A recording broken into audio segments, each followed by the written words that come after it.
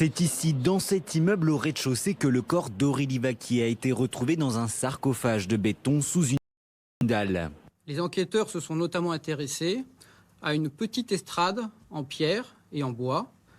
Elle était recouverte de nombreux cartons, eux-mêmes ces cartons posés sur un matelas, qui lui-même était posé sur une moquette, la moquette recouvrant un parquet flottant avec 2 épaisseurs.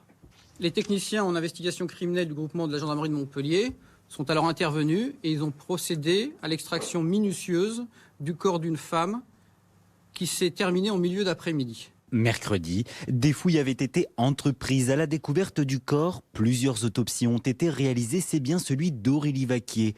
Tous les soupçons se tournent alors vers Samir, le compagnon de la jeune femme, placé immédiatement en garde à vue. Il a déclaré aux enquêteurs de la section de recherche, tout au long de sa garde à vue, qu'il n'était pour rien dans le décès et la dissimulation du corps de cette femme.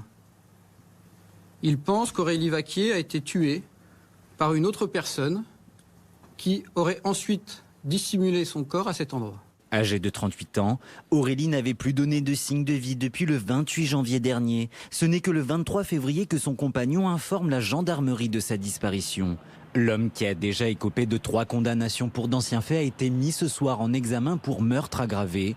Il est actuellement en détention provisoire. Pour l'avocat de la famille, le compagnon d'Aurélie prépare depuis des mois sa défense. Il a quand même fait preuve de beaucoup de sang-froid.